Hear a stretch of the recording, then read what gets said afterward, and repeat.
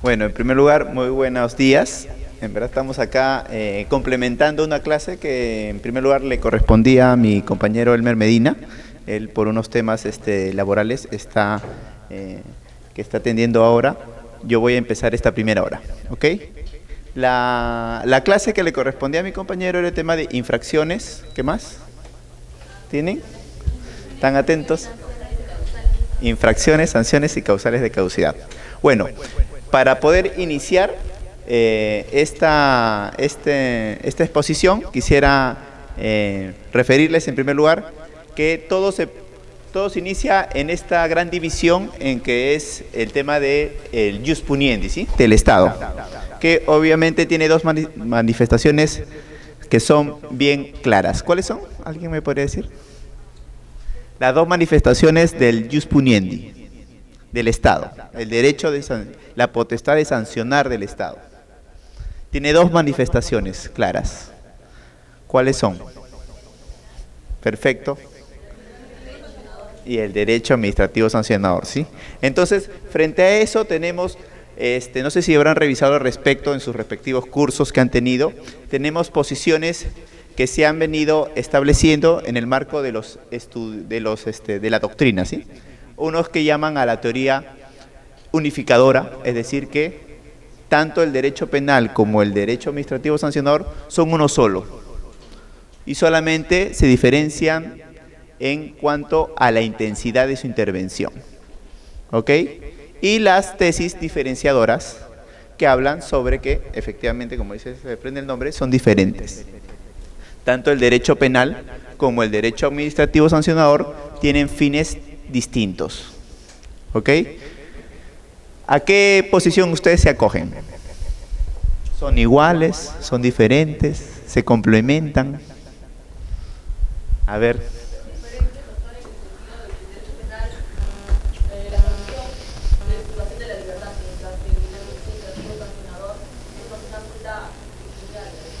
Pero en el derecho penal, si ven su tema de penas, también hay días multa, ¿sí? Se complementan, perfecto.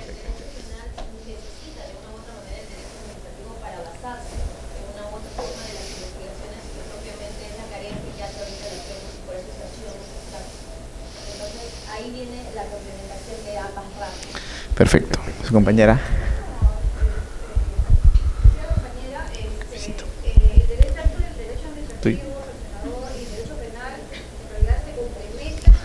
Ya.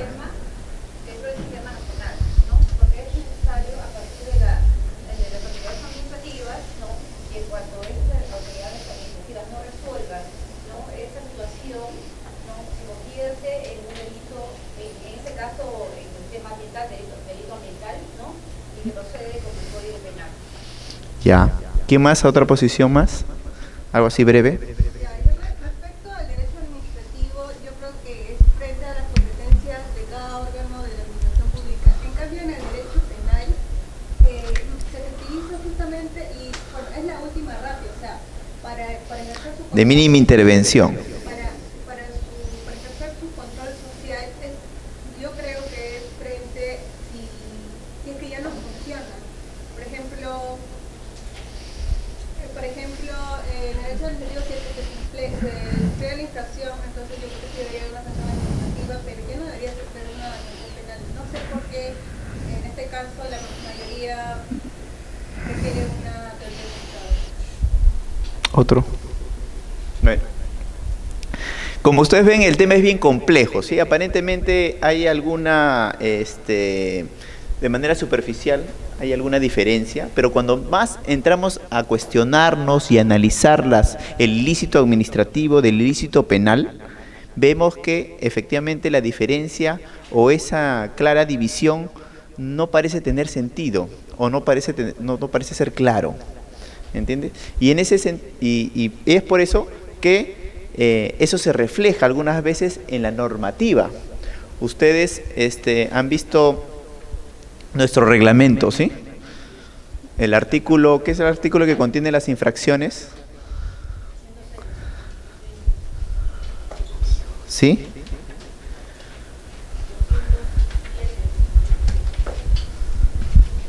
Ya, ahí habla de infracciones leves, graves y muy graves, ¿sí?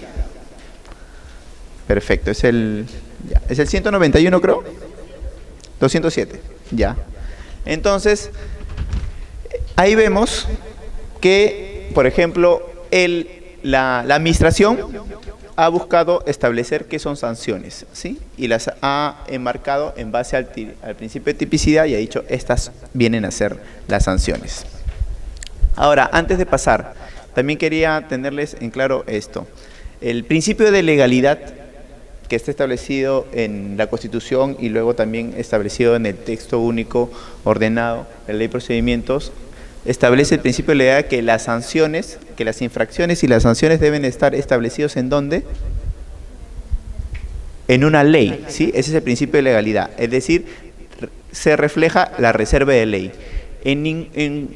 No en cualquier norma, sino en una ley debe estar establecido qué es lo que puedo o no debo hacer, qué es lo que está prohibido y qué sanción se me va a otorgar. Pero ¿qué es lo que pasa? Que en el tema administrativo muchas veces esa función se ha delegado a la administración. O sea, la administración es la que tipifica, es la que dice qué es infracción y qué no es infracción y cómo se sanciona. Y hay varios cuestionamientos ahí porque dicen que eso vulnera el principio de legalidad.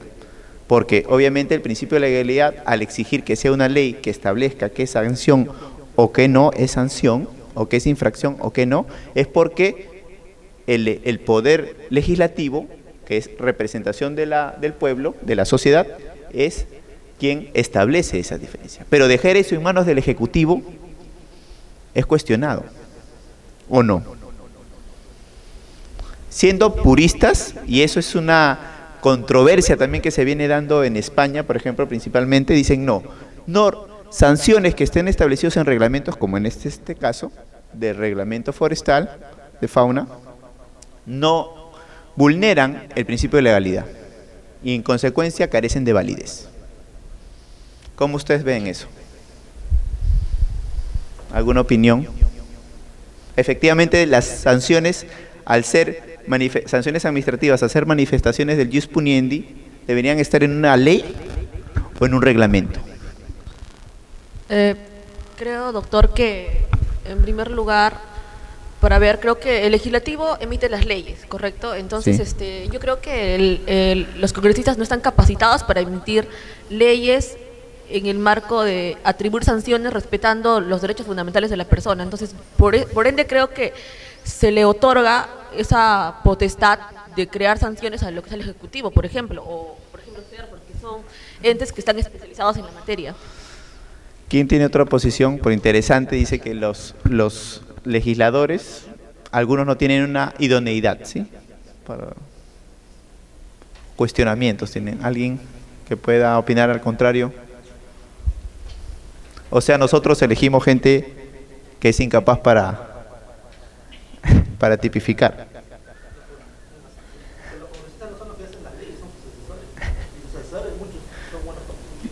Y el asesor copia de Google. Bueno, ese es un argumento, como te digo, de personas. No podemos acá calificar las personas. Estamos calificando las funciones. ¿Y las funciones quién lo establece? En este caso el Congreso, la Constitución, ¿sí? La Constitución no habla de personas que son incapaces, discapaces, no se sabe.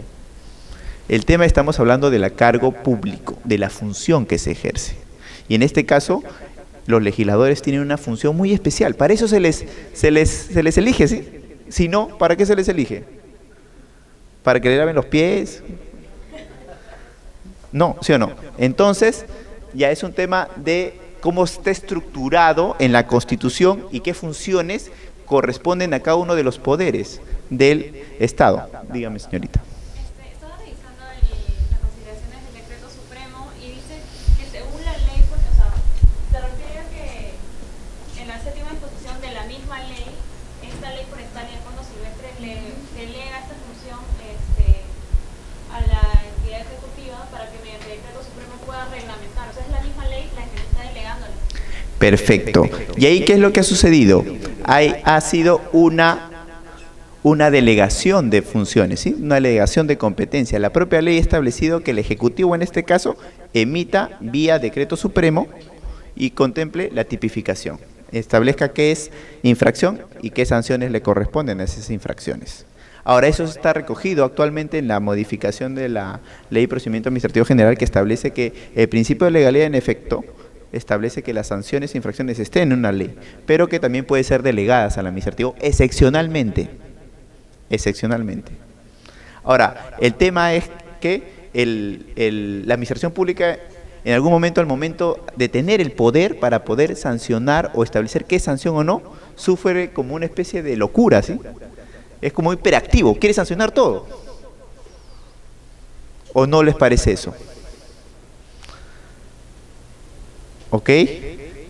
Entonces, si ustedes ven las infracciones establecidas en nuestro reglamento, van a ver, por ejemplo, cuántas infracciones de tipo leve tenemos. ¿Cuántas? Leve.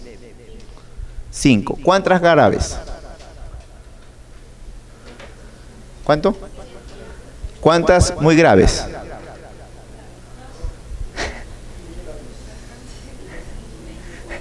Entonces, ustedes no piensan de solamente evaluarlo y verificar de que no algo, por lo menos no se siente coherente, ¿sí? Lo muy grave que debe ser, lo excepcional o lo mínimo, ¿sí? Esto es muy grave, pero hay una pirámide invertida. Lo leve es poco y lo muy grave es lo común. Entonces, ahí, bueno, es un tema de tipificación que actualmente CERFOR viene evaluando para una eventual modificación. ¿Ok? Para darle racionalidad y lógica a la función sancionadora. Ahora, yéndolos al tema, ¿una acción puede generar o puede ser constitutivo de una infracción administrativa y una infracción penal a la misma vez? Un ejemplo, a los que me han dicho que sí. A ver. Vayamos al tráfico ilegal de especies, silvestres y de fauna. Ya. Entonces se le encuentra en el procedimiento. Entonces en la garita del aeropuerto. Ya. Ya, se encontró un par de turistas portando ciertas especies, mayormente son aves. Entonces se le ve que están en un proceso, entonces ha incurrido en una infracción, que es en relación a aves protegidas de fauna silvestre, ya que no tienen los requisitos reglamentarios. Pero al mismo tiempo es un delito penal. Ya. ¿Por qué? Porque está en el Código Penal. Porque está en el Código Penal. Y también porque también es una especie protegida, ¿no? Dependiendo de la infracción. Ahí voy. Puede estar recogida en normas en el Código Penal, en el reglamento de CERFOR, pero tiene lógica que una conducta sea recogida en dos cuerpos y sea condicionada, o sea como consecuencia de dos responsabilidades, la penal o la administrativa. El bien jurídico es distinto.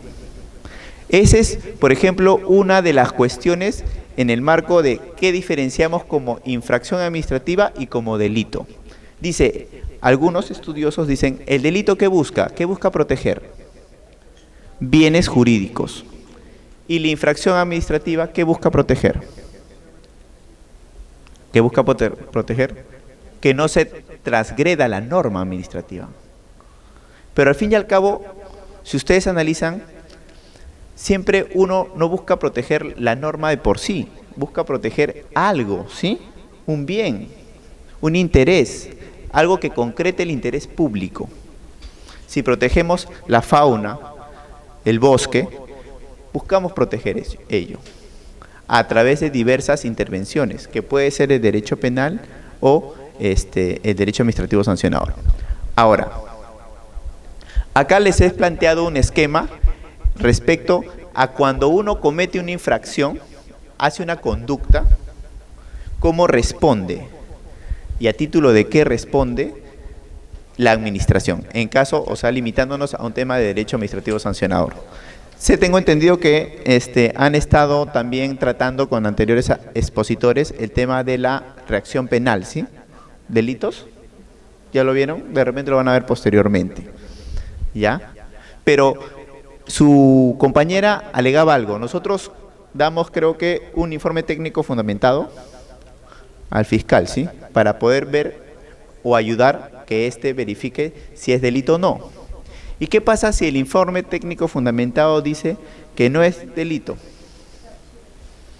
Es vinculante entonces. O sea, nosotros sometemos obligatoriamente la función del fiscal.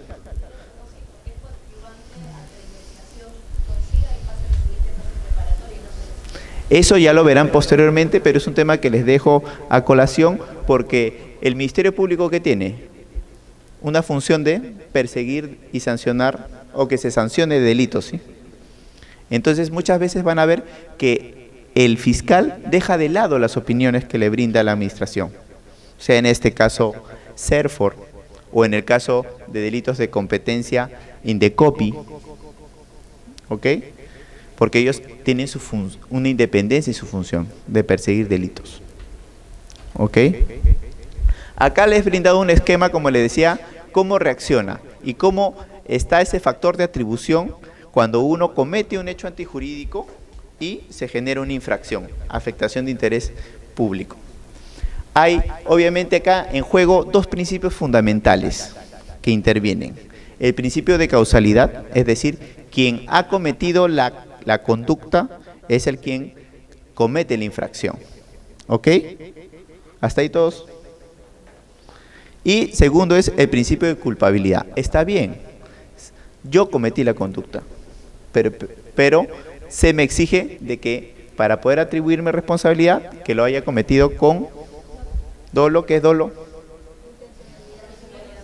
Conocimiento y voluntad. Y la culpa,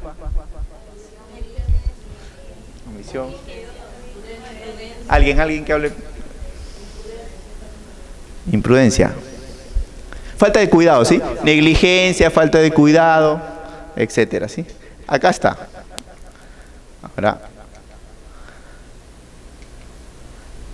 una idea inicial del principio de culpabilidad. El principio de culpabilidad ya actualmente en la Ley de Procedimiento Administrativo General y es un principio ya tiene la condición de principio. ¿Ok? Pero también, igual como lo que pasa en el principio de legalidad, parece que el legislador no quiere quedar mal con nadie, ¿sí? Entonces es relativo, porque si buscamos el tema de legalidad, todas las normas sancionadoras deben estar establecidas en una ley. Perfecto. Pero también, excepcionalmente, el principio de legalidad dice que excepcionalmente puede ser delegado a la administración pública tipificar conductas. Igualito, el mismo comportamiento del legislador se ha mantenido el principio de culpabilidad. ¿Qué dice? Toda infracción o toda responsabilidad administrativa hacia un administrado tiene que ser bajo el principio de culpabilidad, es decir, acreditarle dolo culpa. ¿Sí? Si transportó productos forestales y cometió una infracción, nosotros tenemos que acreditar si efectivamente el señor actuó con dolo, es decir, con intención y voluntad o culpa, pero no objetivamente. ¿Lo objetivo qué significa? La responsabilidad objetiva.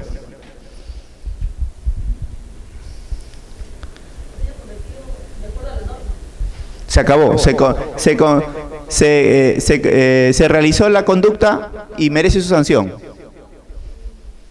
¿Eso es acorde con los principios del derecho administrativo sancionador? ¿Por qué?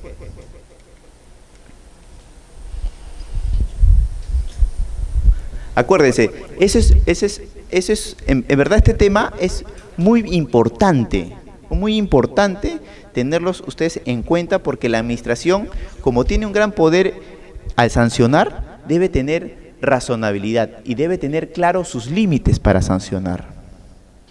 Si ustedes ven diversas resoluciones de OSINFOR, de INDECOPI, de SUTRAN, de OSITEL, etcétera, van a ver que en algunas resoluciones hay mucho exceso en la sanción. Y algunas veces se sancionan conductas que efectivamente muy bien podrían ser dejadas de lado porque son irrelevantes jurídicamente. ¿Ya? Pero eso no sucede. ¿Por qué? Porque no tienen en cuenta estos principios. El principio, por ejemplo, de razonabilidad, que es otro principio, pero acá estamos abarcando el principio de culpabilidad. Es decir, bajo qué conducta se da. O sea, porque la responsabilidad objetiva, como les decía, no está acorde con el derecho sancionador. ¿Por qué? Porque yo cuando establezco una conducta como prohibida, busco que cada uno de ustedes interiorice, conozca qué es lo que está prohibido y qué es lo que no está prohibido. Entonces, los factores, el principio de culpabilidad, ¿cómo entra a tallar? Que tú cuando cometes una infracción, ya, lo hayas cometido con dolo, es decir, conoces que esa conducta es dañina y está prohibida, pero a pesar de que conoces, lo realizas. O bajo el tema de culpa, es decir, ¿presumes? Sin tener el deber de cuidado, bajo una negligencia, cometes la infracción. Esas, pero ¿qué es lo que se te reprocha a ti? No tener pues cuidado, ¿entiendes? Pero no te vamos a sancionar objetivamente por la infracción. Ahora más adelante vamos a ver de que el tribunal, por ejemplo, de Sinfor ha alegado de que la responsabilidad en materia forestal es objetiva. ¿Ya? Pero ello va más allá de entender qué es objetividad. Por ejemplo, se habla de responsabilidad solidaria, por ejemplo. ¿Y qué dice el artículo 246 del TUO de la LEPAJ? La responsabilidad debe recaer en quien realiza la conducta omisiva o activa constitutiva de infracción sancionable. Ese es el principio de causalidad. Segundo, dice, cuando el cumplimiento de las obligaciones previstas en una disposición legal corresponda a varias personas, conjuntamente responderán en forma solidaria de las infracciones que en su caso cometan y de las acciones que se impongan. Solidaridad, ¿a qué nos lleva a pensar?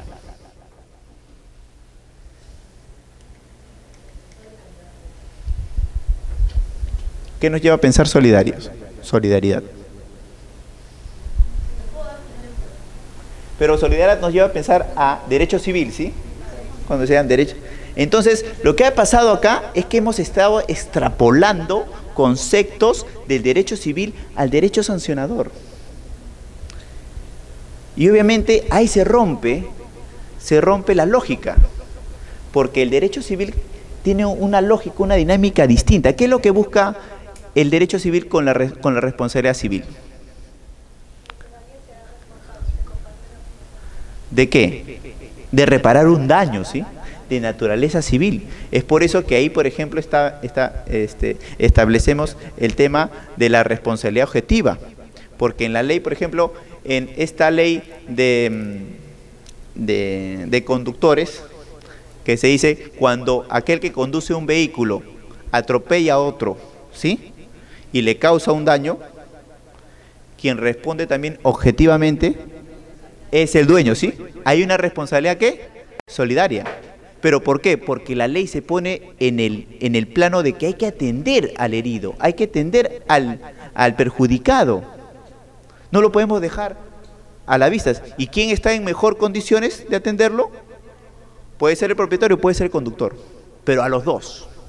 ¿Entienden? Su función es distinta, es reparar ese daño causado en particular. Pero el tema sancionador tiene otra finalidad distinta, que es imponer o sancionar a un infractor. Entonces no se puede manejar esa dinámica. Por eso, cuando yo escucho el tema de solidaridad, escucho responsabilidad objetiva, veo que efectivamente acá lo que ha pasado es que se están extrapolando conceptos del derecho civil al derecho administrativo sancionador, que no son afines y que en un momento hacen que se colapse. ¿Ok? Entonces, la exigencia de culpabilidad en el derecho administrativo comprende que personalidad de las sanciones. Solo se debe sancionar a quien cometió la infracción, nadie más. No es como el tema de el conductor, en este caso, que produjo daños civiles, que puede ser el dueño del vehículo que de repente estuvo bailando, toneando, etcétera, ¿sí? O haciendo cualquier cosa en la piscina, pero tiene que responder porque quien condució su vehículo atropelló a alguien. Eso no se produce en el derecho administrativo sancionado. Sí. Sí. No sé si eso englobe la pregunta. Sí, sí. Quería aclararlo. Esto de una de las Vamos a... Sí. Esto lo vamos a tocar más adelante, tema de responsabilidad. Pero a ver...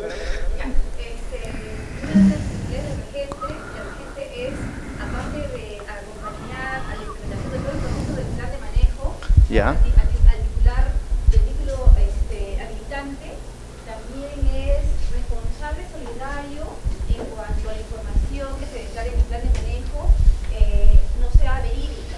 Ya. Entonces, justo hablando ustedes del tema, esa responsabilidad solidaria, Es que ahí vamos a ver cuándo se denomina, hay unas cosas donde, supuestos donde sí será solidaridad en el sentido de que ha participado. O sea, ¿quién elabora el plan de manejo? El regente. Y ha participado, ¿sí?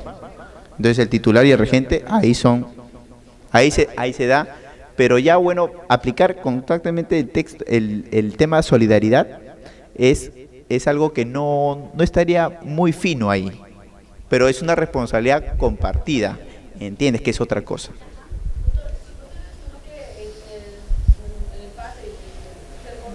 No hay responsabilidad subjetiva, solo objetiva. No. ¿Está mal su amigo o no? Estamos estableciendo de que, según ya el tubo de la LEPAG ya aclarado, de que la responsabilidad que asiste en materia sancionadora administrativa es subjetiva, acuérdense, subjetiva, salvo que la propia ley que diga.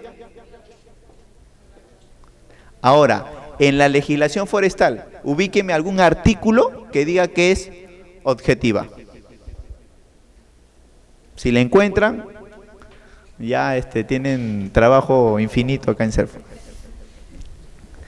No la van a encontrar. Entonces, como no la hay, ¿qué rige? La responsabilidad subjetiva. ¿Ok? ¿Sí?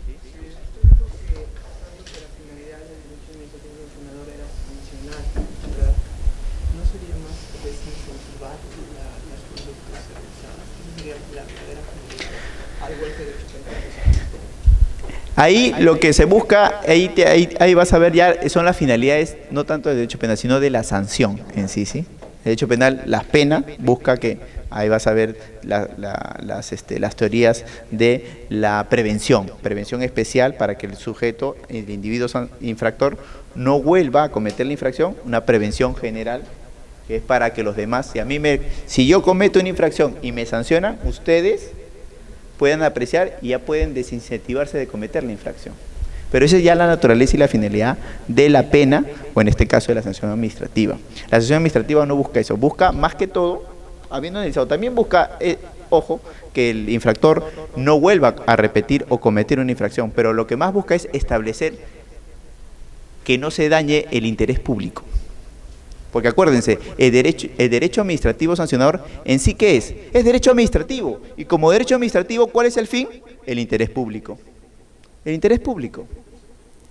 ¿Ok? En cambio, en el derecho penal sí ya busca el tema de proteger más que sí bienes jurídicos. Al fin y al cabo, también un principio que no lo han reconocido en la ley de procedimiento administrativo general, pero que entra a tallar, es el principio de ¿qué? De lesividad, que sí está recogido en el Código Penal, ¿sí? Que dice, solamente se sancionarán en materia penal aquellas conductas que lesionen o pongan en riesgo el bien jurídico. Eso no lo vas a ver en materia sancionadora. ¿Por qué? Todavía falta profundizar, entrar a tallar ahí. Y es por eso que ustedes están aprendiendo estos temas, porque ustedes van a ser los posteriores impulsadores de las modificaciones o análisis de estos cambios. Lo que yo le estoy poniendo, y el objeto de mi clase es que ustedes analicen lo que se ha positivizado, la norma actual. ¿Estamos en un buen camino? ¿Estamos mal? ¿Estamos realmente empleando las instituciones de acuerdo a la naturaleza del derecho que se busca o de la rama? ¿Sí? Me queda claro. O sea, acá no entraría a tallar el tema de la presunción de que todos conocemos lo que dice la ley. O sea, si yo podría decir, yo no sabía que este reglamento decía tal cosa, no lo hice con intención o con conocimiento, o sea, ¿no me pueden sancionar administrativamente?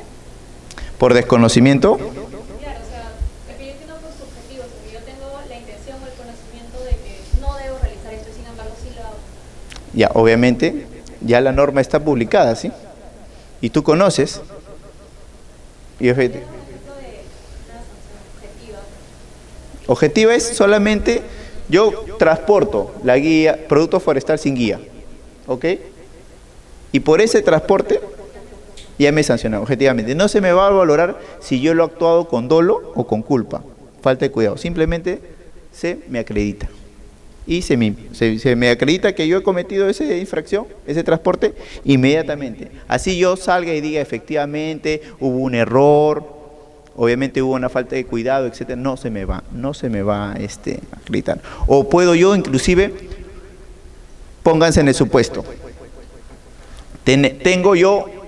somos dos empresarios forestales, yo tengo mis guías, tengo mi producto forestal acá, pero mi competencia hace de alguna manera que retire mis guías y me siembra otras.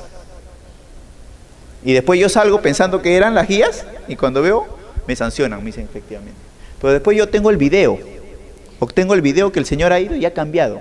Y voy y le digo a la autoridad administrativa, han cambiado mis guías, dolosamente, mi competencia acá está.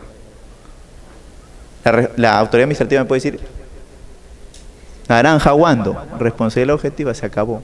No sé de dónde lo tendrás, etcétera. Pero ahora, ese supuesto que te digo, más adelante vamos a entrar a tallar, va con la neutraliza el nexo causal ya no va por el tema de factor de atribución de culpabilidad, sino el nexo causal. Entonces, otra exigencia de la culpabilidad es la responsabilidad por el hecho. Solo se debe sancionar a quien cometió la infracción por realizar la conducta y no ser quien es. La imputación personal o culpabilidad en sentido estricto solo se puede sancionar a quien esté en condiciones de entender el disvalor de la acción. Es lo que le estaba diciendo también. Por ejemplo, los incapaces mentales. ¿Cometen sanción? Sí cometen. ¿Pero qué pasa? ¿Se les sanciona o no? Entonces, algunos me han dicho por ahí, y ojo, que lo he escuchado por otros profesionales, no, el menor de edad cometió la infracción, pero como él no puede responder, doctor, que responda a su papá. Así me lo han planteado. A ver, ¿puede serse o no? ¿Por qué?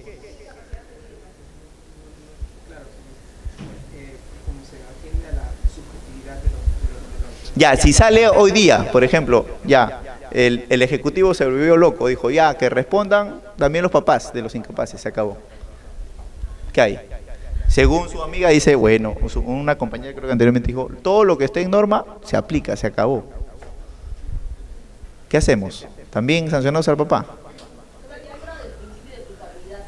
Exactamente. ¿Por qué? Porque al margen de lo que esté recogido en normas, acuérdense que hay principios, el principio de causalidad, de que solamente puede ser sancionado quien comete la infracción. Principio de culpabilidad. Solamente puede ser sancionado quien se le acredita tener dolo o culpa. Principio de debido procedimiento. Solamente puede ser sancionado quien es sometido a un procedimiento, a un debido procedimiento. Si el señor nunca fue partícipe de un procedimiento, ¿cómo lo van a sancionar? Entonces, ahí, para que vean que la norma nunca tiene que entrar, en este caso sancionador, porque es un tema bien sensible, porque involucra sancionar a un administrado, no tiene que entrar en contradicciones. Y es por eso que la ley del procedimiento administrativo general ha dicho, mínimamente, para poder sancionar a una persona, se tiene que respetar estos principios. Si no se respeta, no se sanciona. ¿Ok? Y si se ha dado una norma que contraviene esos principios, posteriormente se actuarán también las acciones legales correspondientes, tanto al Poder Judicial, mediante una acción de amparo, si es un decreto supremo, una acción popular, si es un DS, por ejemplo, y si es ley, una acción de inconstitucionalidad. ¿Ok? Responsabilidad objetiva, ¿de qué hablamos? Es la inexigibilidad del dolo o culpa en una conducta para considerar la infracción, sin afectar la necesaria concurrencia de otros elementos. Ya hemos dicho, objetivo, es objetivo, se acabó. Entonces acá lo que les decía, en el tema del derecho civil, lo que se busca es atender a la persona que ha sido, a la cual se le ha ocasionado un daño. Es por eso que si ya se establecen otras figuras, como la responsabilidad vicaria, por ejemplo, que le decía que es en el caso del dueño de un vehículo. No participó, pero ahí está. ¿Ok? Y es, obviamente, acá le pongo los tres tipos de esta responsabilidad, sea subjetiva, objetiva o vicaria, buscan esta finalidad. Pero esta finalidad de resarcir un daño es inaplicable. No conjuga con la función de derecho administrativo sancionador. ¿Ok? Y por eso acá le pongo, es obviamente un error aplicar categorías que le corresponden a otra rama. Pero ustedes van a ver, y es muy común, vienen profesionales y tratan de innovar, como les decía. Tratan de innovar y traen instituciones que a la vez algunos no tienen sentido o no tienen lógica. Por ejemplo, inclusive también traen términos al tratar de innovar de que no tienen sentido. Por ejemplo, lo que decía su amiga, ¿sí? Informe técnico fundamentado. ¿Acaso hay un informe técnico sin fundamentar? O dígame, ¿es absurdo o no? Pero el tema es que ustedes se cuestionen, porque esto sucede a cada rato. A cada rato. Entonces yo le digo, oye, pero hay un informe técnico sin fundamental. A ver, dime, pues le digo. No, oye, no, pero es un tema que inventaron. ¿Quién lo habrá inventado? Querer, seguro, figurar, decir, tengo un nombre. Informe técnico fundamental. Y ya, ¿qué habrá pensado? No sé. Pero el tema es que ustedes evalúen. No es cuestión simplemente de escuchar y repetir como un loro. Es lo que le digo a todos. El tema es que realmente evalúen cada uno de los aspectos que se le pone al frente. Y, por ejemplo, hablando del tema de la responsabilidad de regente, y acá habla del responsable solidario con el titular o poseedor del título habilitante, de veracidad del contenido del plan de manejo y de su interpretación. Hablando con varios colegas, y ahí está el expositor Elmer Medina, el tema es que al pobre regente se le ha recargado de responsabilidad, ¿sí? Un poco más le ponen que ya duerma al lado, pues, del título, del titular habilitante, que duerma a su costado, que va a responder hasta por la infidelidad del título. No puede ser. Entonces, el tema es modular, ¿ok? Acá tenemos la resolución del Tribunal Forestal, ya de los Infor, que hablaba sobre la responsabilidad objetiva. Acá en el artículo 36 habla de que se aplica en materia forestal responsabilidad objetiva, pero toman como base la Ley General del Ambiente, porque en la Ley General del Ambiente sí establece que es objetiva la responsabilidad. Pero ahí, luego de ese párrafo, ya no hablan más. Dijeron, es responsabilidad objetiva y se acabó. No dijeron por qué se aplica la Ley General del Ambiente al aspecto forestal, una interpretación obviamente sistemática, no, nada, ahí se quedaron. Es como si alguien hubiera planteado una idea y se acabó. Pero ahí está. ¿Esa es la forma de emitir resoluciones? No, ¿sí? Acá tema de los eximentes de responsabilidad que está en el artículo 255 del TUO, habla del caso fortuito o fuerza mayor. O sea, estos eximentes, por ejemplo, el primero es que elimina el nexo causal, elimina el principio, o sea, vulnera el principio, lo que hace es enervar el principio de causalidad, porque ya no se le va a imputar el hecho cuando hay un caso fortuito o fuerza mayor. Obrar en cumplimiento de un deber, legal o ejercicio legítimo, igualmente. La incapacidad mental debidamente comprobada. ¿Eso vulnera o neutraliza el nexo causal o va por el tema del dolo o culpa? Más va por el tema del principio de culpabilidad, ¿sí? Porque efectivamente una persona que es incapaz mental ya no tiene posibilidad de interiorizar si su conducta es positiva o negativa, ¿ok? Y no va al tema, efectivamente, va al tema de culpabilidad y no va al tema del nexo causal, ¿sí? Dice también la orden obligatoria de autoridad competente expedida en ejercicio de funciones, nexo causal.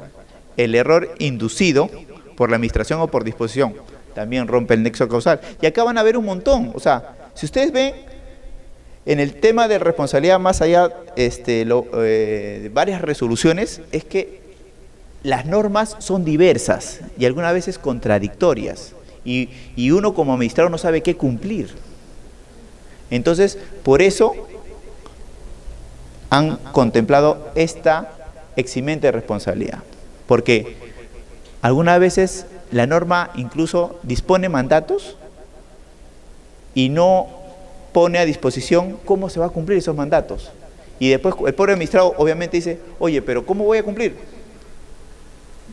No sé, pero no cumpliste, sanción.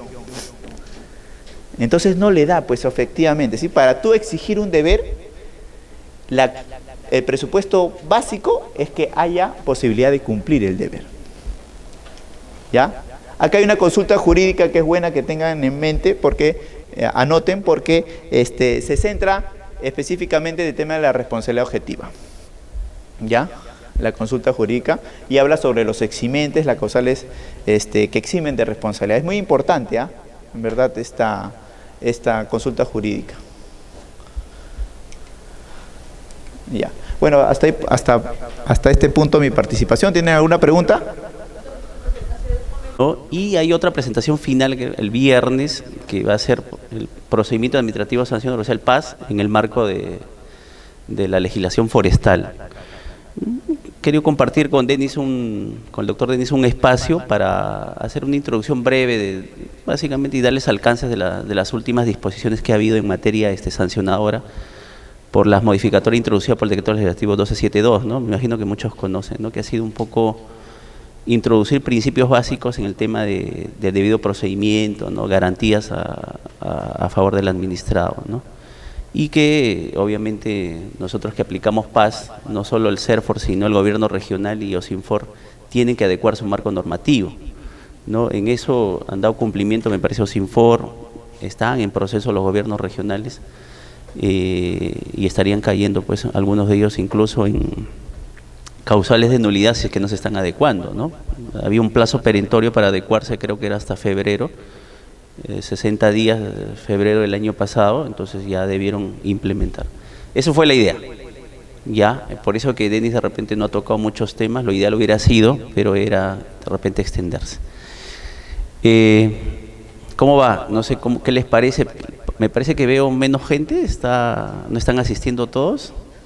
¿Ya están completos? ¿Qué les parece las expectativas sobre el curso? ¿No están contentos? ¿No llenan sus expectativas? No sé. ¿Sí? Bueno, el silencio calla, otorga, ¿no? Bueno, bueno, ese es el tema que me han asignado, infracciones breves. ¿Cómo es su tratamiento en la ley forestal? Algunas diferencias. No vamos a entrar propiamente al PAS, eso lo va a tocar el doctor Johan el viernes, en la cual van a ver todo el procedimiento ya en el marco de la ley forestal y sus reglamentos, ¿no? Como saben, tenemos una ley forestal y 4 reglamentos, ¿no? Algunos deben estar sorprendidos, no es común en la legislación tener más de un reglamento. Fue una decisión de Estado, ¿no? De tener 4 reglamentos y básicamente buscar un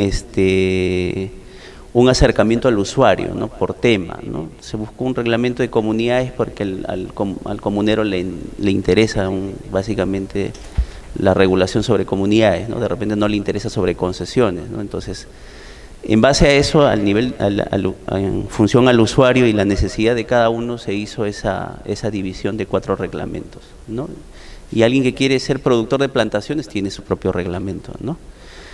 En general vamos a ese marco normativo sancionador, o sea, infracciones, sanciones, no tiene muchas diferencias en los reglamentos, ¿no?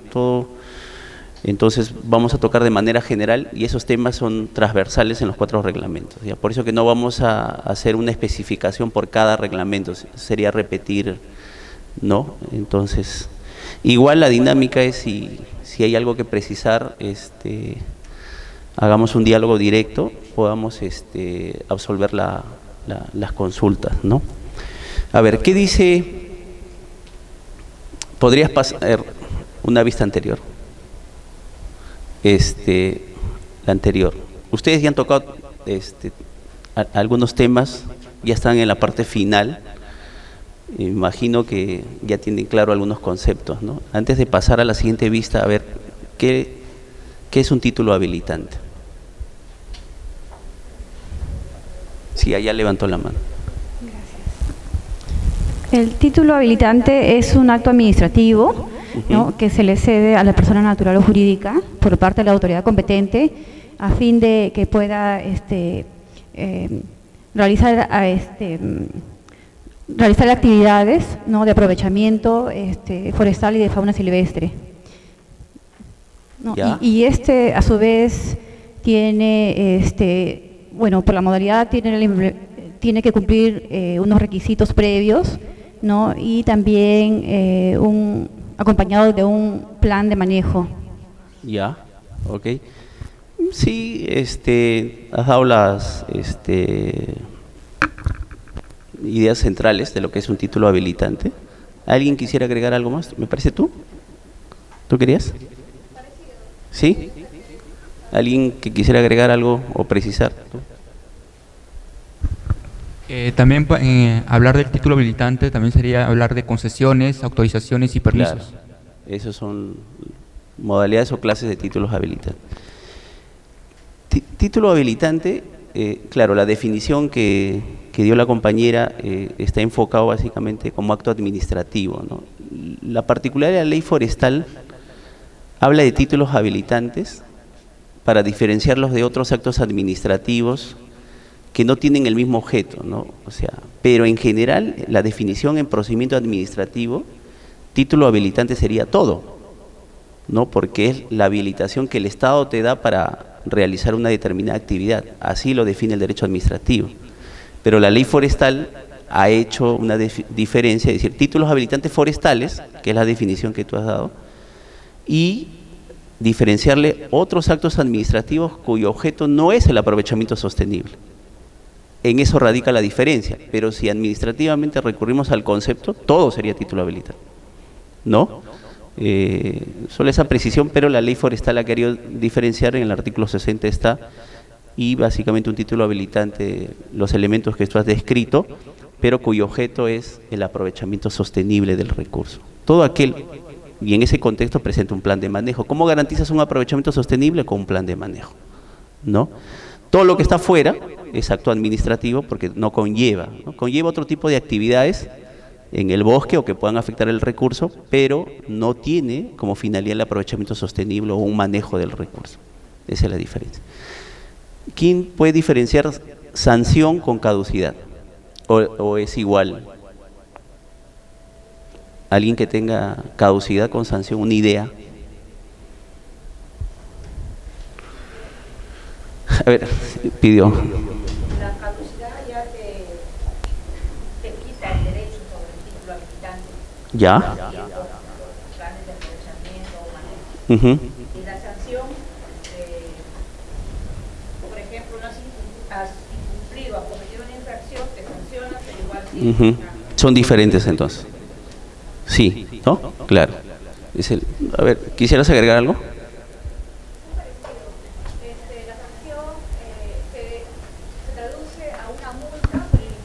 el acto administrativo a partir del título habilitante. Y la caducidad es el término, ¿no?, de la autorización.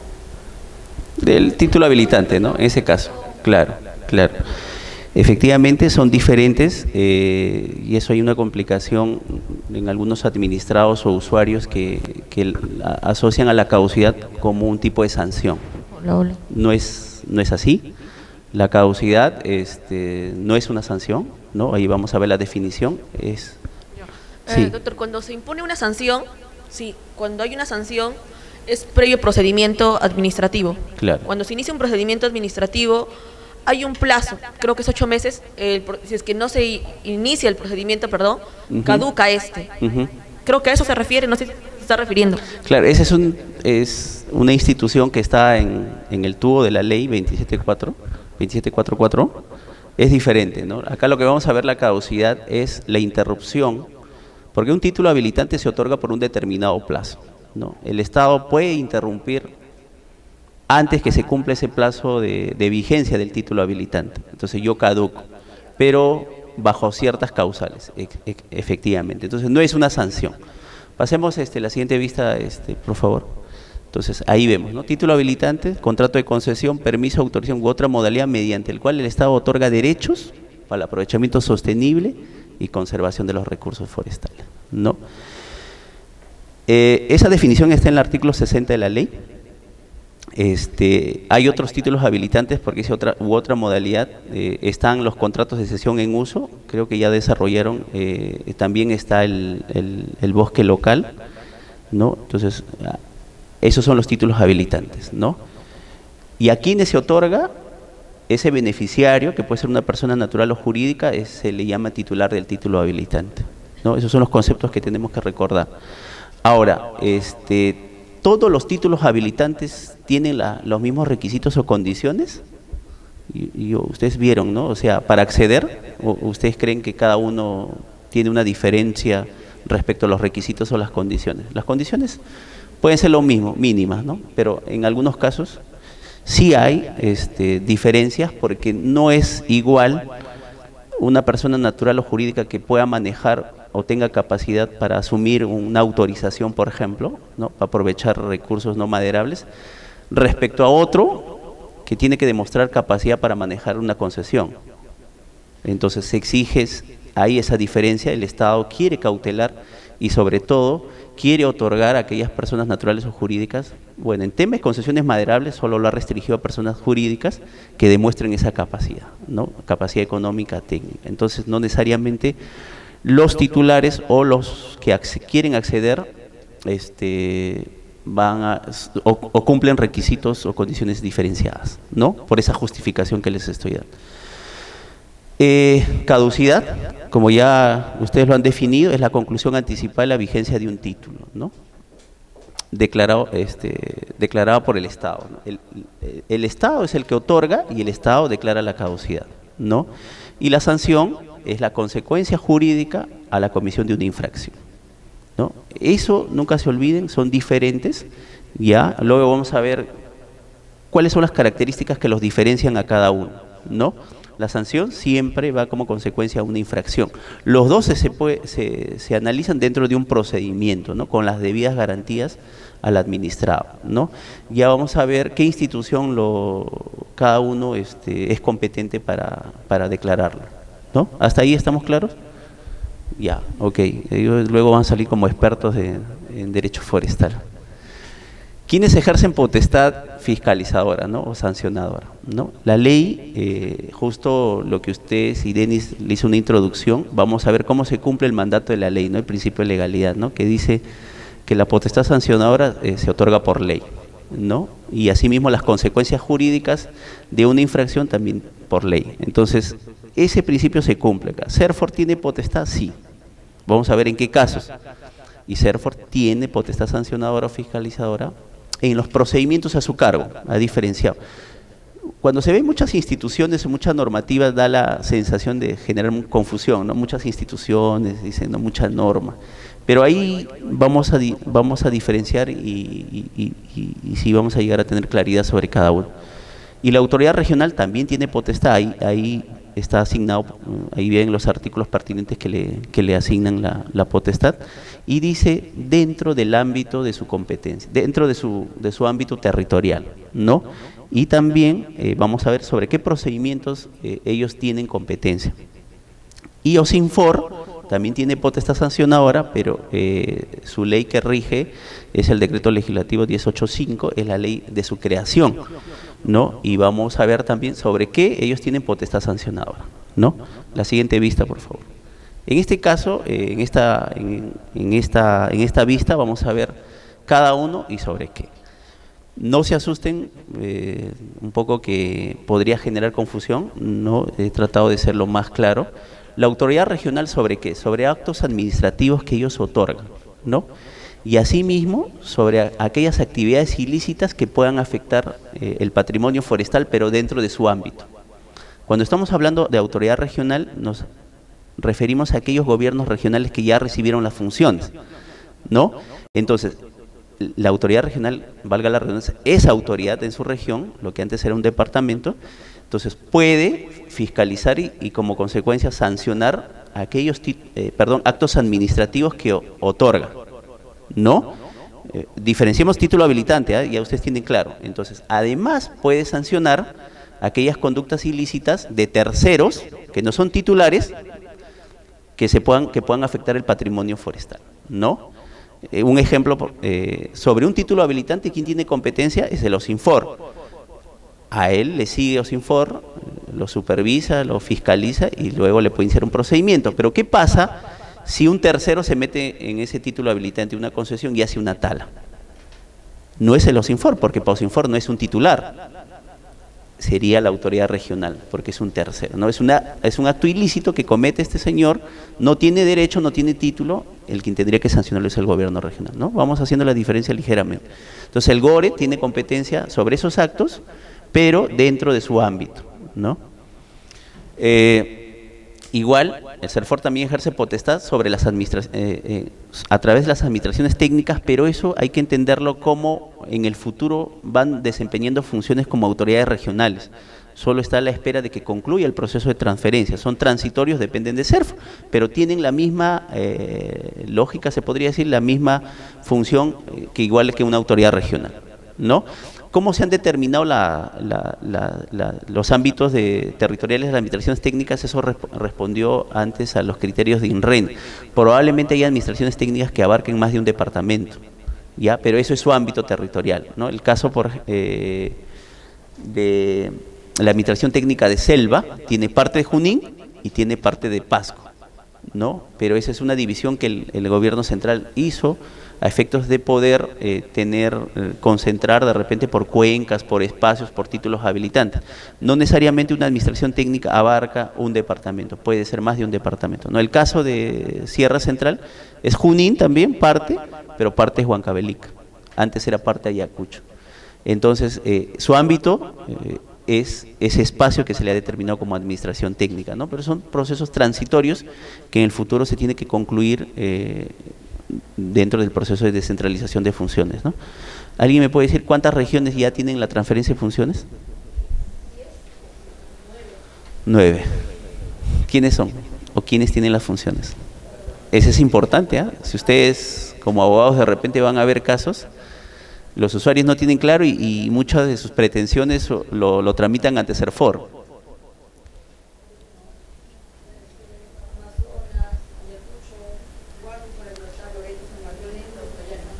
Claro, son 9, ¿no? Básicamente las amazónicas, La Libertad, Tumbes, Ayacucho, Huánuco, ¿no? San Martín, Loreto, Amazonas, Madre de Dios, Ucayali, ¿no? Son 9. 13 todavía están como administraciones técnicas, ¿no? En un futuro se espera que se pueda concluir con ese proceso, ¿no? Eso es importante tener claro porque todos los procesos que se dictan en el marco de la ley, ¿no? Dentro de un gobierno regional o autoridad regional se agotan, ¿no? Los gobiernos regionales tienen autonomía administrativa, ¿no? Y esos procedimientos se agotan. Hay confusión en los usuarios cuando apelan hacia CERFOR. Piensa que CERFOR es una segunda o tercera instancia. No.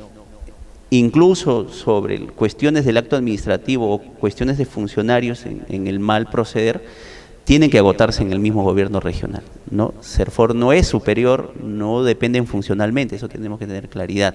Sobre las administraciones técnicas sí, ¿no? CERFOR actúa como segunda instancia, ¿no? Puede hacer seguimiento porque todavía hay subordinación. En el caso del gobierno regional no.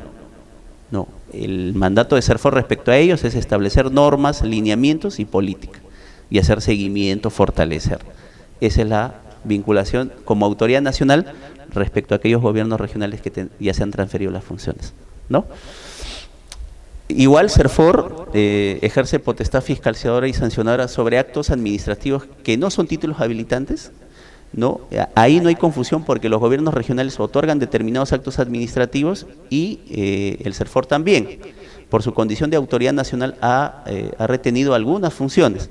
Ahí tenemos, por ejemplo, el caso de los regentes, ¿no? Es una licencia que el CERFOR otorga y por lo tanto tiene el mandato de hacer el seguimiento a esos regentes. Si han incumplido algunas de sus obligaciones, puede iniciarle potestad sancionadora, ¿no? Entonces eso, por ejemplo, lo ejerce a nivel nacional. Eso no colisiona con las funciones que tienen las autoridades regionales. Las autoridades regionales también tienen determinados actos administrativos que ellos emiten, ¿no?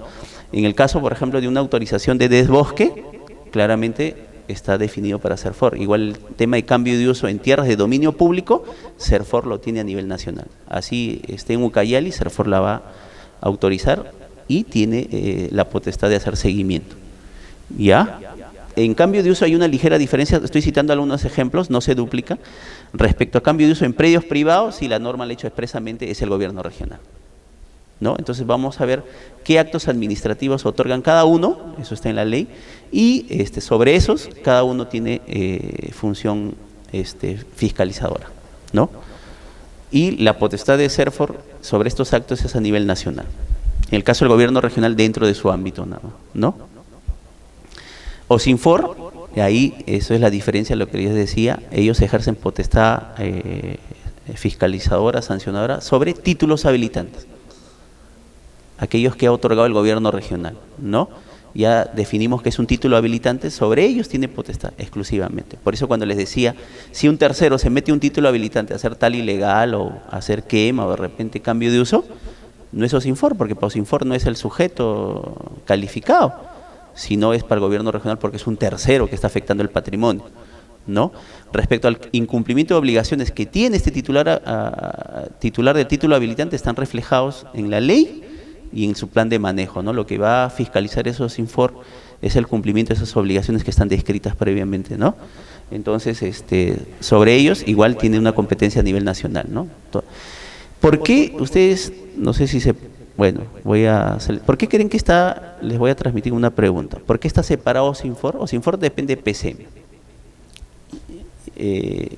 ¿Y por qué no está dentro de CERFOR OSINFOR de repente? Porque tiene que ser diferente a la autoridad que otorga el título, ¿no? ¿Quién otorga el título? Es la autoridad regional, ¿no? El título habilitante. A ver, ¿por qué crees que está separado? De repente a algunos se les ocurre, hay muchas instituciones, debían estar concentradas en una sola institución, ¿no? ¿O de dónde nació que OSINFOR dependa de otro ministerio? En este caso PCM, ¿no?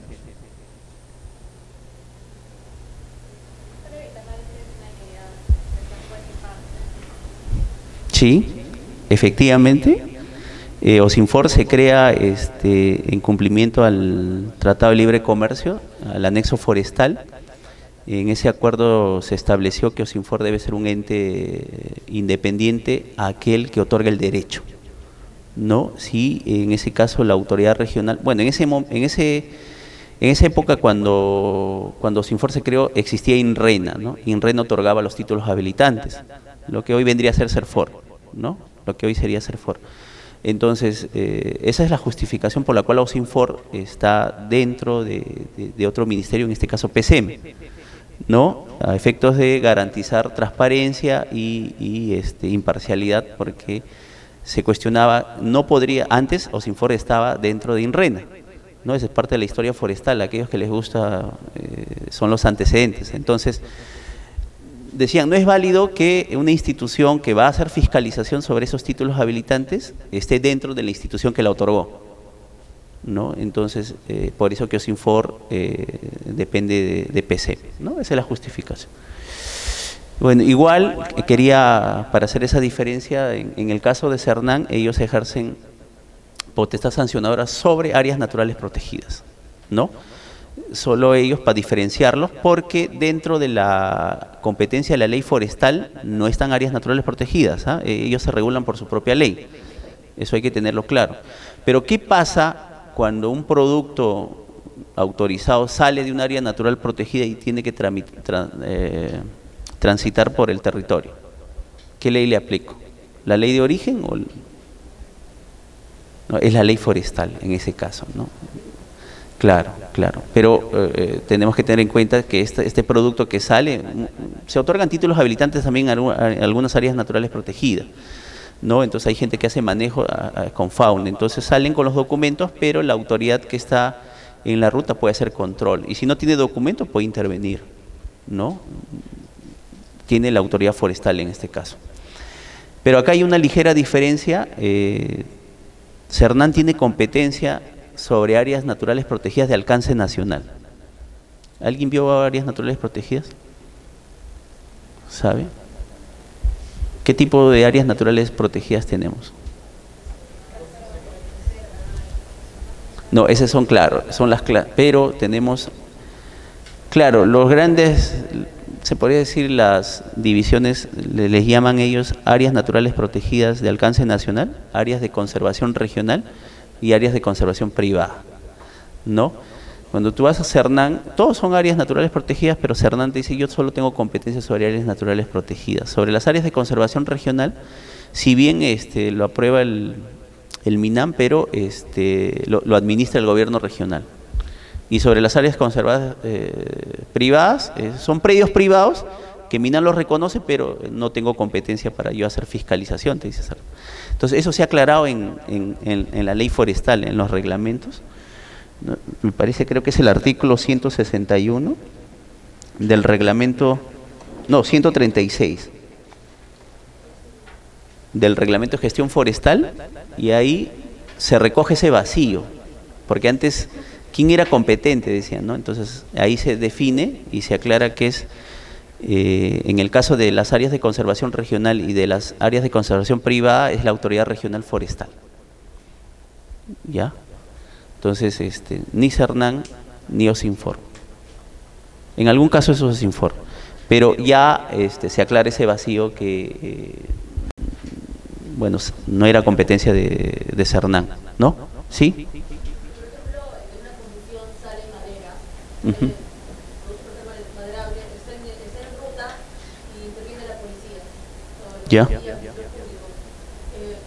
es competente para iniciar el procedimiento? O sea, por estos motivos de que, por ejemplo, quieran iniciar un procedimiento administrativo porque los guías no van a para la madera, por ejemplo. Uh-huh. ¿Es competente o, por ejemplo, un gobierno regional o hace el que Claro, lo que pasa es que tenemos que tener en cuenta dos temas. El tema de transporte no está propiamente vinculado al cumplimiento de obligaciones del titular del título habilitante, porque ya es un producto aprovechado, ¿no? En la cual el titular puede ser, según la ley, cuando es aprovechado en cumplimiento de la norma, es propietario de ese producto. Y lo que va a pasar es que el que comercializa o el que aprovecha ya lo está transportando, puede ser un exportador, no necesariamente va a ser el que ha aprovechado, porque puede ser un tercero, ¿no? Y hay una cadena.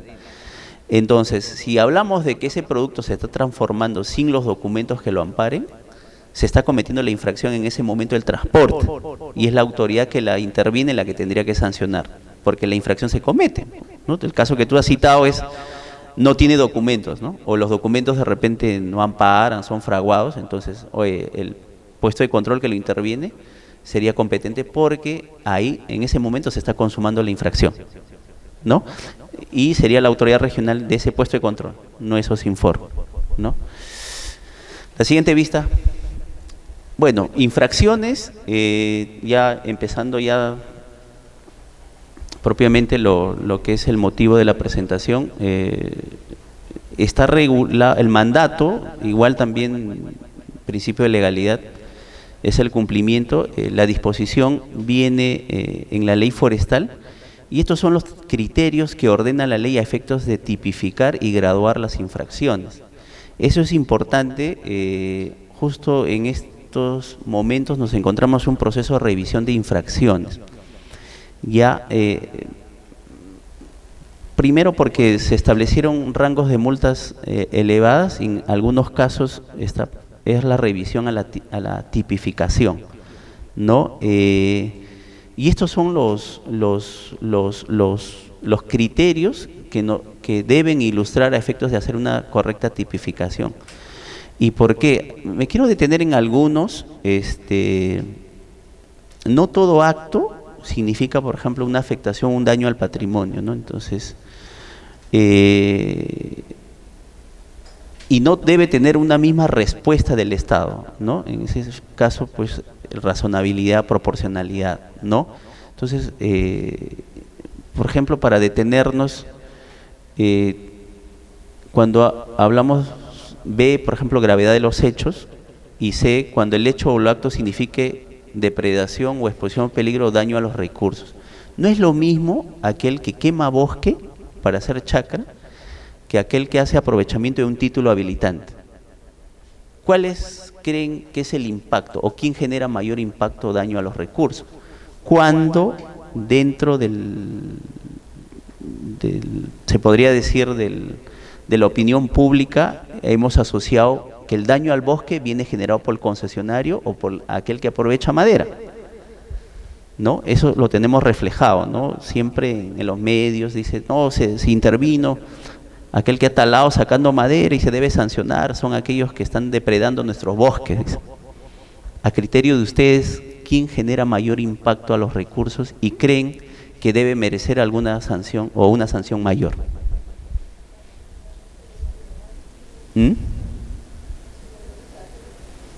Todos pueden ser ilegales, el que saca madera, así el que quema, no tiene ninguna autorización, ningún derecho.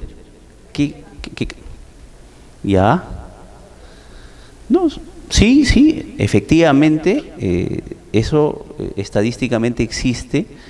El Ministerio del Ambiente ha reportado que la mayor causa de deforestación viene generado por el cambio de uso, por la agricultura migratoria, ¿no? Si bien son pequeños agricultores que se movilizan pues de la sierra hacia la selva o a la Amazonía, pues queman diario hectáreas y eso es lo que mayor impacto genera, ¿no? A comparación de la actividad forestal, aún siendo ilegal, lo que busca el que aprovecha el recurso maderable, busca sacar árboles comerciales, ¿no? No arrasa todo el bosque. Entonces, tomando en cuenta esos impactos, creemos que las infracciones deben reflejar eso, ¿no? Y como consecuencia de eso, aquel que genera mayor impacto o daño al recurso debe tener mayor represión de parte del Estado, ¿no? ¿Debiera ser? Pero el mensaje a veces, ¿no? Bueno, en la sociedad siempre hemos asociado que la depredación o la deforestación está asociado al tema de aprovechamiento maderable, ¿no? Y no es cierto, ¿no? Las estadísticas nos demuestran que no es así, en los hechos tampoco. A veces nos preocupamos en sancionar a este señor que es concesionario, saca madera, pero descuidamos las otras actividades. Incluso hay instituciones que promueven que se otorgue derechos que no son compatibles con los bosques. Gobiernos regionales que promueven la titulación en bosques, por ejemplo, que generan mayor impacto, ¿no? O aquel que decide hacer una carretera. Claro, puede estar la necesidad de esa población, pero no se da cuenta del impacto que pueda generar el hacer una vía de acceso. Puedo satisfacer la demanda de gente que necesita efectivamente, pero a la larga en esa vía se va a asentar gente, ¿no? Población, y cada vez van a ir quemando. Entonces, los impactos de cada actividad humana puede ser diferente. Y en eso creo, bajo estos criterios, debía tener una mayor respuesta del Estado, ¿no? Tenemos otros criterios, por ejemplo, ahí el tema de invasión de tierras, ¿no? Como ya les dije, pueda generar un mayor impacto al recurso, ¿no? La siguiente vista, por favor. Sí, todavía, ahí en la parte final, bajo estos criterios se establecieron en los reglamentos infracciones leves, ¿no? Graves y muy graves, ¿no? Eso es lo que vamos a ver luego. La siguiente. ¿Qué infracciones más comunes de repente ustedes tienen en consideración? Nos va a ganar el tiempo, voy a apurarme. Quería mostrarles algunas más comunes, las que se cometen con mayor frecuencia, ¿no? Tenemos un catálogo más o menos de 36 tipos infractorios, ¿no? En el reglamento, pero estos son los más comunes. Por ejemplo, les quería citar el caso de una infracción leve. Aquellos que tienen títulos habilitantes, ¿no? Y están obligados por norma a presentar su plan de manejo o cualquier otro documento técnico, no lo hacen a veces en el plazo, ¿no? Que lo que estamos conceptualizando esto sea una infracción subsanable, ¿no? Pero es lo que es común o más frecuente, ¿no? Pero ese plazo a veces tiene un tratamiento también. Hay que entender en el caso de las comunidades, yo le puedo exigir a cualquier titular habilitante, pero siempre hay un tratamiento especial para los que son comunidades, ¿no? Muchas veces no cumplen dentro del plazo y porque ellos tienen pues su propia organización, su propio régimen, ¿no? Regulación interna, pero con ellos siempre es un poco más tolerante respecto al cumplimiento de plazos, ¿no? En algunos casos hay esa diferenciación. Algún ejemplo de infracciones graves es esto: incumplir con entregar la información que solicite la autoridad competente, ¿no? Las autoridades, en el marco de sus funciones de control, de fiscalización o supervisión, solicitan cierta información. Algunos titulares no las remiten, ¿no? Entonces eso es lo que impide que cumplan sus funciones, ¿no? Eso es también lo que es común. Después el G también es otra infracción, ¿no? Dentro de los títulos habilitantes o actos administrativos tú tienes obligaciones, ¿no? Que las tienes que cumplir.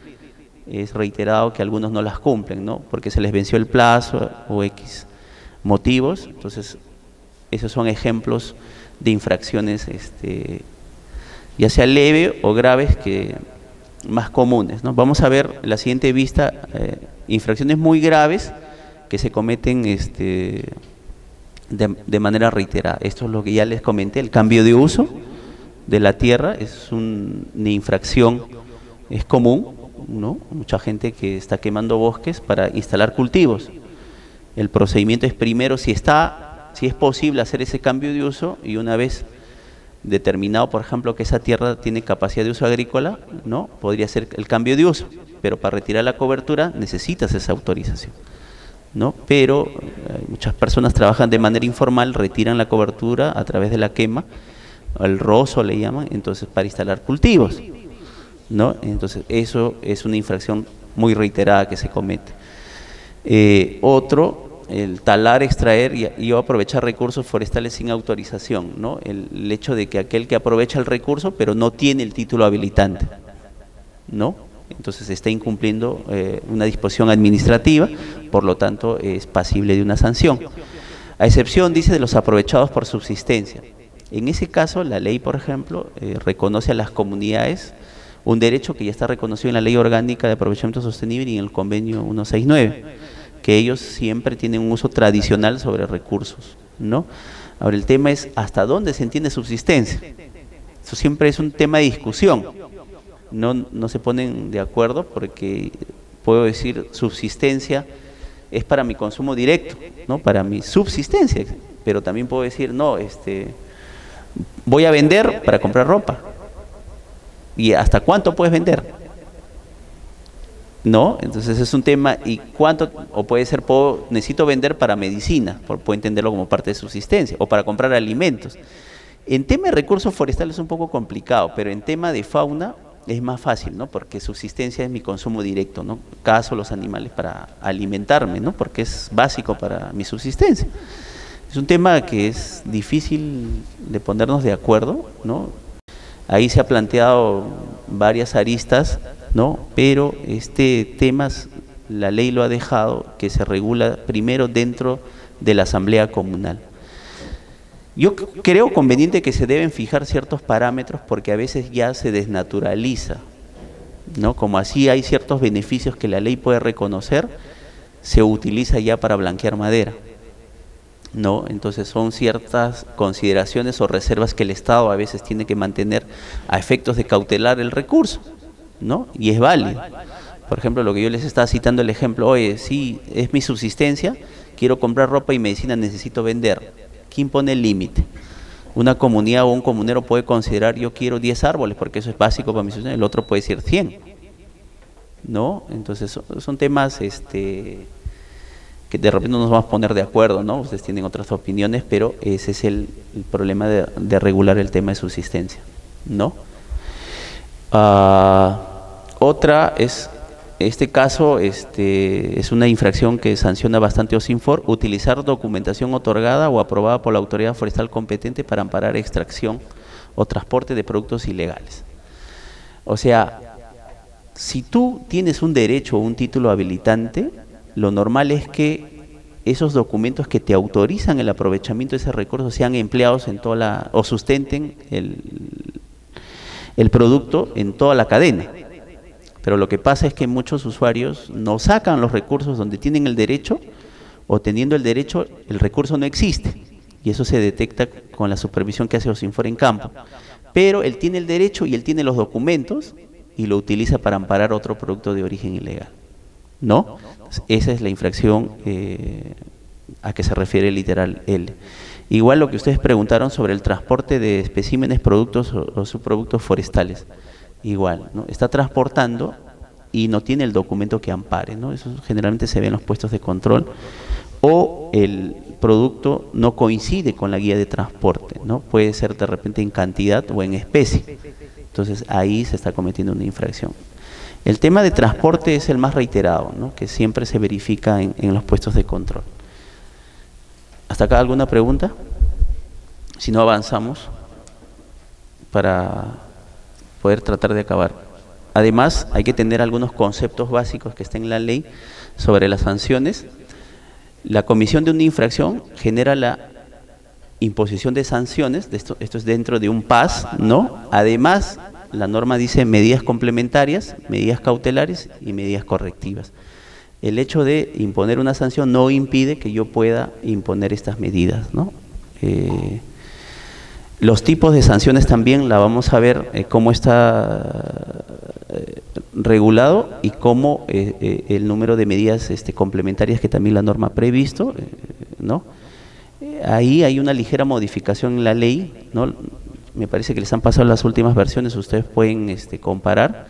Y además, en el caso de títulos habilitantes, las sanciones administrativas, el clásico es la multa, también se imponen sin perjuicio de la caducidad del derecho. Vamos a ver en qué casos se impone la caducidad, ¿no? Porque hemos visto que la caducidad no es una sanción, ¿no? Entonces, y sin perjuicio de las acciones civiles y penales. Normalmente estas infracciones también están tipificadas como delitos en el Código Penal, pero eso ya es competencia del Ministerio Público. En algunos casos estas intervenciones por infracciones se hace de manera conjunta. La policía o el Ministerio Público ya ellos asumen competencia sobre si verifican la comisión de un delito. Me parece que en la parte final van a tener una exposición sobre el tema de delitos, ¿no?, que afectan los recursos naturales. Entonces, estos conceptos básicos son primordiales. Pasemos a la siguiente vista. Entonces, ¿cuáles son las sanciones y las medidas complementarias que se ha regulado en la legislación? Tenemos dos tipos de sanciones: amonestación y multas. Y luego las medidas complementarias. Acá hubo una ligera modificación porque estas medidas complementarias, la mayoría también eran consideradas como sanciones. Y ustedes saben que hay una prohibición por ley, no puedes establecer dos sanciones en la comisión de una infracción. Entonces, esto nos habilita que además de imponer una sanción, yo pueda imponer una medida complementaria, ¿no? Por ejemplo, si yo determino que alguien que comete una infracción es pasible de una multa, y además verifico que ese producto no tiene origen legal, ¿no? Puede ser de procedencia ilegal, ¿qué voy a detener? Multa y el comiso de ese producto, ¿no? Eso es normal. Entonces, aquel que realice una actividad, o aquel que tiene una licencia como el regente, ¿no?, comete una infracción, le pongo multa y además, si es grave, puedo paralizar o retirarle esa licencia, ¿no? Que es la inhabilitación temporal o definitiva. Entonces, funciona así: multa y puedo dictar. Si es para un establecimiento, ¿cuál creen que es la medida complementaria tratándose de un establecimiento? Claro, ¿no? Clausura, ¿no? Inhabilitación temporal es para las personas, ¿no? En el caso del regente. Decomiso para el producto, ¿no? Además de sancionar con una multa al infractor, puedo cualquiera de estas medidas complementarias, ¿no? En el caso, ahí tenemos, por ejemplo, internamiento temporal del vehículo cuando el vehículo es utilizado en la comisión de la infracción, ¿no? Puedo poner multa, puedo poner como medida complementaria decomiso y además la inmovilización del vehículo. ¿Ok? ¿Estamos claros? La siguiente vista. Ahora, de acuerdo a esos criterios que nosotros presentamos, los reglamentos han diferenciado, como ya hicimos, charlamos en las vistas anteriores, infracciones leves, ¿no? Infracciones graves e infracciones muy graves, ¿no? Y ahí tenemos los rangos de las multas dependiendo.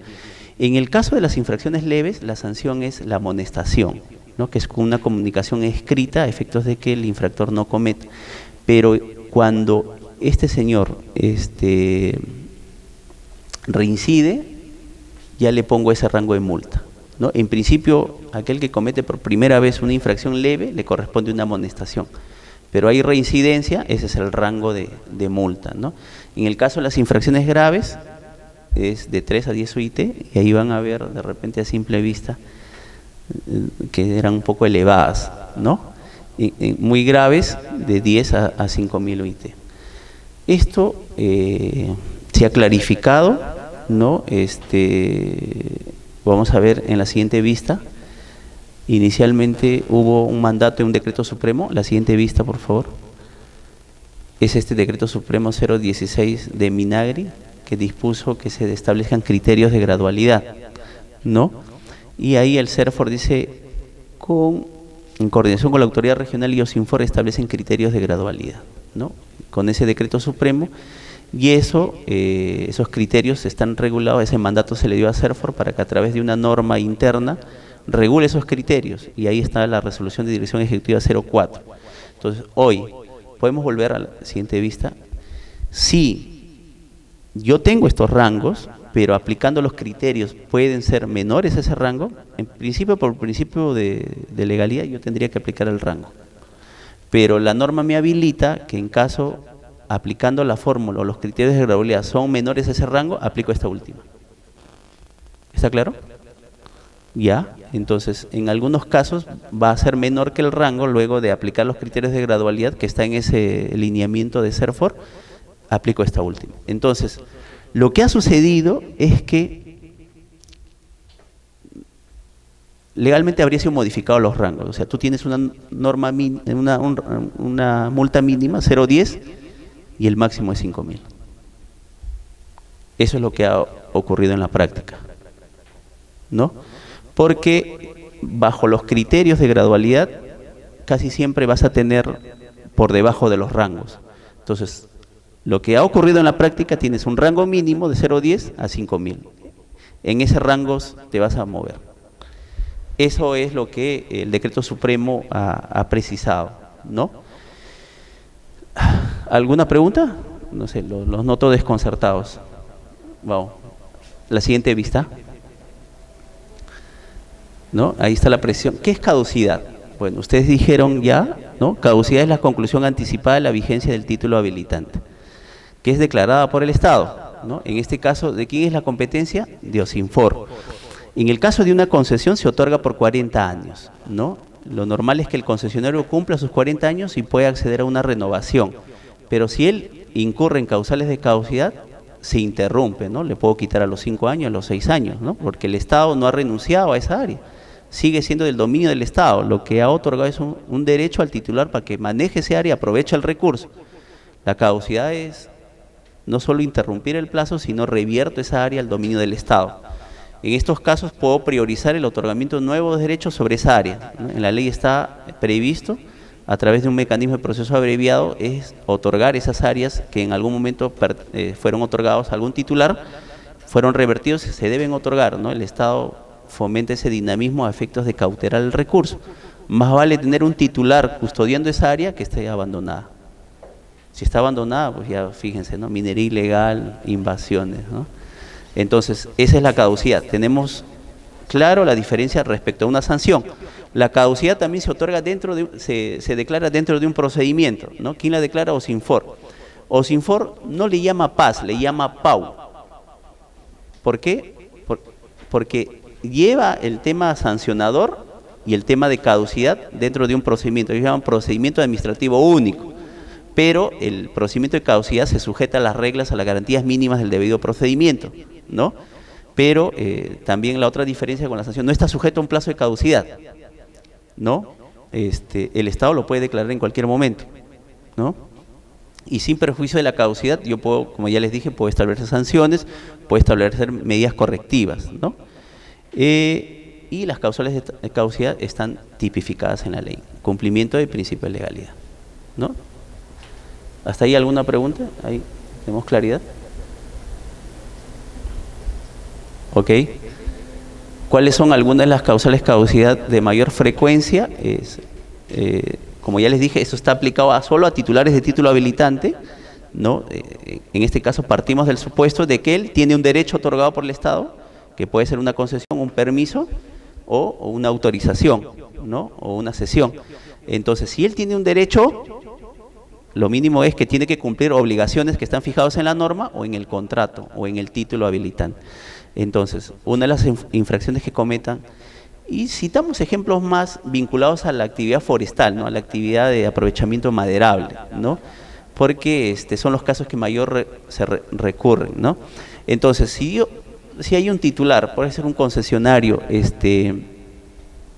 que tiene derecho para aprovechar el recurso, hacer manejo, la autoridad regional cuando le aprueba sus planes de manejo, le aprueba ciertos volúmenes de madera, ¿no? Y eso se verifica en campo. Pero ¿qué pasa? Que estos titulares, y lo demuestra luego con la supervisión de OSINFOR, que el titular una vez aprobado estos volúmenes no saca de esa área. OSINFOR va y verifica que los árboles están parados, pero él ya utilizó el volumen, ¿no? ¿Y cómo utilizó ese volumen? Para amparar madera de otro lugar, de origen ilegal, ¿no? O lo otro supuesto es que se le otorga un derecho y en un lugar donde no había recursos, ¿no? O sea, fue una chacra de repente, pero él se benefició ilícitamente de un volumen, pero lo utiliza igual para amparar madera de origen ilegal. Entonces son supuestos comunes en la cual hizo un mal uso del título habilitante, ¿no? Básicamente lo utilizó para amparar madera de origen ilegal. Entonces esa es una causal, ¿no? Eso lo verifica.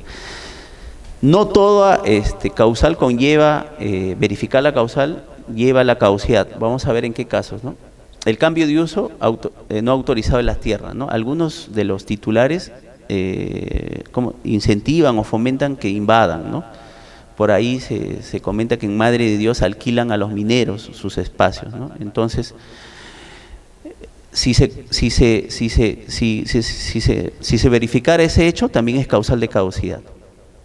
Pero en algunos casos el concesionario se ve invadido, ¿no? Para no imputarle esa infracción, lo mínimo que le exige OSINFOR es que haya denunciado y haya puesto en conocimiento de la autoridad regional o la policía o el Ministerio Público de que ha ocurrido una invasión, ¿no? Para que él se pueda exonerar de esa causal de caducidad. Lo contrario sería presumir que él incentiva esas actividades si es que no la ha denunciado, ¿no? Porque él tiene la obligación de custodio y como tal tiene que custodiar el área, ¿no? Otra causal también común es el no pago del derecho a aprovechamiento, ¿no? El pago de derecho a aprovechamiento es una retribución por aprovechar el recurso. Ellos están obligados a pagar. En algunos casos es por el área que tiene, ¿no? Obligatoriamente pagan, y en otros casos por el volumen que movilizan, ¿no? Sea de producto maderable o no maderable. Entonces, en algunos casos, y esto más se ve en concesiones forestales con fines maderables, no cumplen con el pago. Pero ¿cómo te exoneras de esta causal? Es que si has demostrado que has refinanciado esa obligación o solo o hayas solicitado un fraccionamiento, ¿no? Bueno, esas son las causales más comunes. Ahora, OSINFOR en esta resolución presidencial ha determinado que no es suficiente la verificación de esta causal a efectos de caducar, solo en casos muy graves. Por ejemplo, tratándose de volúmenes de madera no justificados, inicialmente me parece que eran 700 metros cúbicos cuando se verifica, lleva a la caducidad, me parece que hoy es 1000. O sea, eso quiere decir que si hay un volumen no justificado que ha sido movilizado al amparo del título, de 100 o 200 no conllevaría la caducidad, solo de repente una multa. Es probable que sea una multa, ¿no? Entonces, ellos han desarrollado sus criterios a efectos de poder graduar o aplicar la caducidad, ¿no? No toda verificación necesariamente de la caducidad, de estas causales, conlleva la caducidad. La siguiente vista, bueno, hemos concluido, creo. Gobierno del Perú, trabajando para todos los peruanos.